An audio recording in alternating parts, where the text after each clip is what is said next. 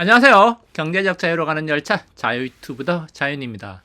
제가 드디어 팔았습니다.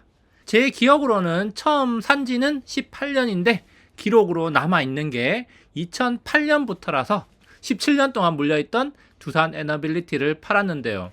제 강의나 세미나를 들으셨던 분들은 알고 계실 겁니다. 예전부터 제가 굉장히 오래된 장기주주다, 원자력이 살아날 것이다, 이런 이야기 많이 해드렸는데, 제가 생각했던 것보다 더 빠르게 두산 에너빌리티 주가가 올라오면서 일부를 남겨놓고 매도를 했습니다. 자, 그래서 여기 자료를 보시면은 제가 잘 들어가지 않는 증권사인데요. 여기 보시면 2008년 2월 25일에 이제 이 증권사 계좌로 제가 두산 에너빌리티 주식을 옮겼고요. 그리고 2008년 9월 18일에 추매를 하고, 그리고 2010년에도 추매를 좀 했습니다.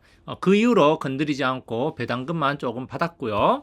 자, 그러다가 2019년에 유상증자 소식이 와서 유상증자에 참여를 하고, 2020년에도 유상증자에 참여를 했습니다. 야, 이때를 생각하면 진짜 주가가 5,000원, 6,000원대까지 떨어지면서 제 수익률이 마이너스 90%를 넘어갔었는데, 정말 이게 회복될 것인가 한번 지켜보자, 이런 생각으로 있었는데 회복이 됐습니다. 그리고 2022년에도 유상증자가 있었죠. 올해 2025년에 드디어 매도를 했습니다. 자, 2007년, 2008년도 두산중공업의 주가가 12만원, 15만원, 막 19만원까지 갔을 때 타서 방치를 해놓다가 물타기와 유증을 거치면서 평단은 떨어졌는데, 2025년에 두산 에너빌리티가 6만원을 넘어갈 줄은 몰랐습니다. 자, 2007년, 8년도 두산중공업 15만원 정도에 그때 산 것 같습니다. 그때 당시에도 2008년 2월 20일 뉴스 기사인데요. 두산중공업 원자력 시장 성장의 최대 수혜자라고 이야기가 나왔고, 저를 포함해서 많은 사람들이 샀을 겁니다. 그래서 미래에셋증권에서는 그때 당시에 목표가 19만원을 제시를 했습니다. 자, 19만원까지 정말 갈 수 있을까요? 지켜봐야겠습니다. 자, 차트를 보면 정말 어마어마합니다. 자, 여기 보시면 2004년부터 엄청나게 올라갔다가, 자, 19만원 고점을 찍고 이렇게 하락, 마이너스 90%까지 떨어졌습니다. 제가 설마 상패하겠냐, 어디까지 가는지 한번 보겠다, 이런 생각으로 지켜봤는데 플러스로 마감이 됐습니다. 자, 그런데 생각보다 빠르게 올라왔다는 거죠. 여기 보시면은 엄청나게 거의 수직으로 이렇게 올라왔습니다. 그쵸? 엄청나게 빠르게 올라왔습니다. 그래서 제가 지난주에 부동산 시장에서 패닉 바잉이 나타나고 있다고 이야기했는데, 어쩌면은 이제는 주식 시장에서도 포모, 패닉 바잉이 나타나고 있는 게 아닐까, 이런 생각이 좀 듭니다. 뭔가 시장이 급하게 움직이는 느낌이에요.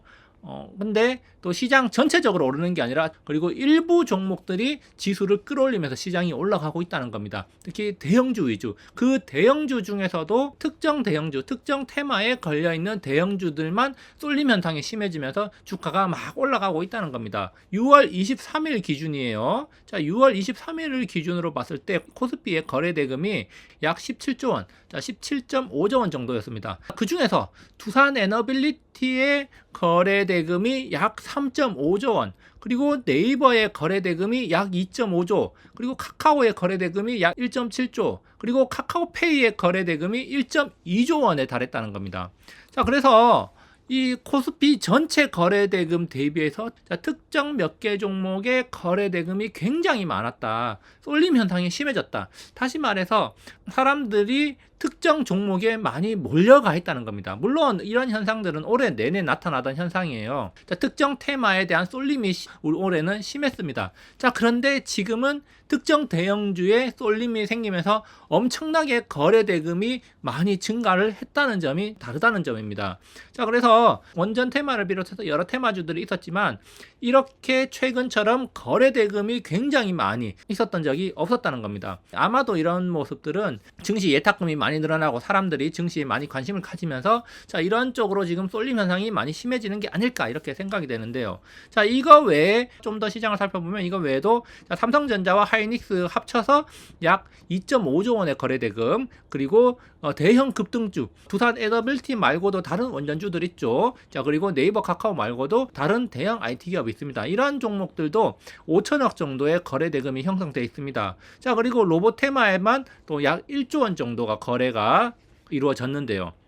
자, 이런 것들을 따지면 사실상 코스피의 대부분의 수급이 이 특정 종목들 몇 개에 집중되어 있다는 겁니다. 20개 정도 되는 종목에 대부분의 거래 대금이 집중되어 있다는 점 우리가 좀 주목할 필요가 있습니다. 다시 말해서 제가 봤을 때는 지금 쏠림 현상이 굉장히 심해졌고 뭔가 급한 모습이 시장에 포착되고 있다.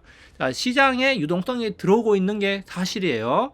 시장에 유동성이 들어오고 있는 건 사실이지만 그 유동성, 예탁금이 증가하면서 유동성이 들어왔는데 이 유동성이 시장에 골고루 퍼지는 게 아니라 특정 종목으로 집중이 되고 있다는 겁니다. 다시 말해서 과열 양상이 조금 보인다는 겁니다. 포모, 패닉 바잉이라고도 할 수가 있습니다. 그런 모습들이 조금 보인다는 거예요. 어쩌면은 유동성 파티가 벌써 시작된 게 아닐까?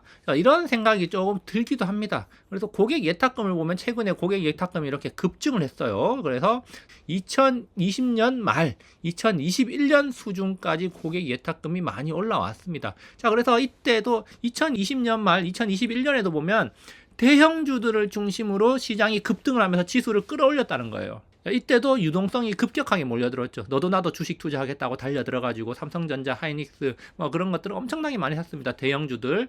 그러다가 이제 피크를 찍고 쭉 떨어지면서 몇 년 고생했는데 이제 그런 것들 탈출 기회가 이미 이제 온 것도 있고 이제 아직 못 온 것도 있지만 어쨌든 대형주들 중심으로 그리고 시장에서 상승하는 종목들 중심으로 지금 유동성이 쏠리고 있는데 과거에 시장이 단기 고점을 찍을 때하고 유사한 흐름이 나타나고 있는 게 아닐까 이렇게 한번 생각이 되기도 하고요. 그리고 똑같은 건 아니지만 제가 최근에 어떤 생각이 드냐면은 2023년 7월 느낌이 조금 나기도 합니다. 2023년 7월에 어떤 일이 있었습니까?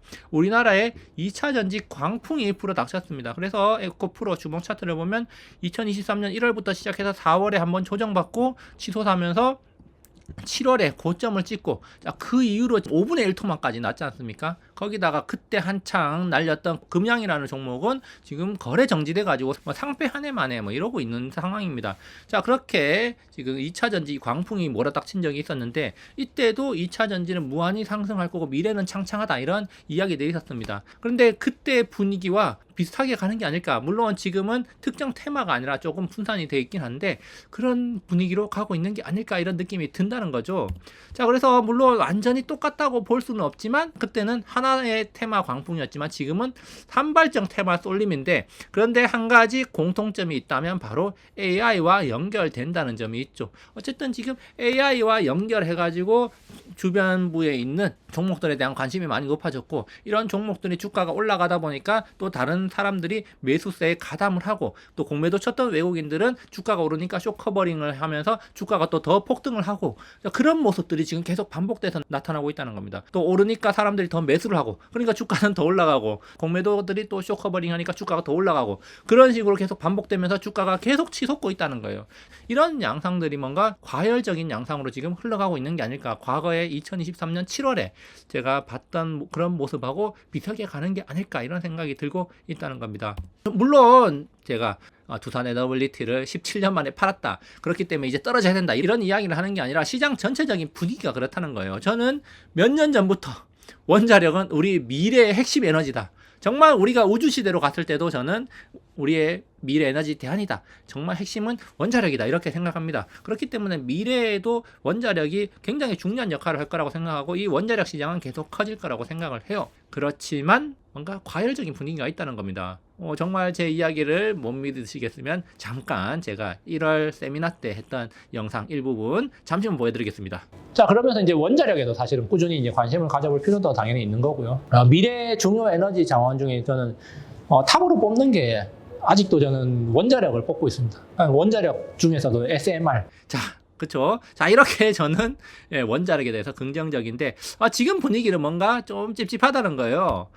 그래서 이런 급등, 포모스러운 시장의 분위기 이런 것들, 이런 급등은 언제나 후유증을 불러왔다는 겁니다. 그리고 그런 후유증들을 치유하는 그런 시간을 필요로 했다는 점 한번 생각해 볼 필요가 있다는 거예요. 물론 그 시간이 짧을 수도 있고 길 수도 있습니다. 그래서 최근에 보면은 급등세가 계속 이렇게 나타나고 있죠. 이런 것들을 보면 지금 엄청 급등을 계속 하고 있습니다. 물론 급등을 하면은 좋은 사람들도 많죠. 당연히 오르면 좋은 겁니다. 이렇게 올랐을 때 뒤늦게 뛰어드시는 분들이 지금처럼 이렇게 예탁금이 많이 밀려드는 시기에 살려고 그랬는데 또 올라가네 오늘 또 올랐어? 그러면 지금은 사자. 역시 사길 잘해서 올랐네 라고 했지만 그다음부터 추락하면서 마음고생이 심해질 수 있습니다. 물론 미래는 어떻게 될지 모릅니다. 그렇지만 우리가 다시 한번 조금 좀 침착해질 필요가 있지 않을까, 이렇게 저는 생각을 합니다.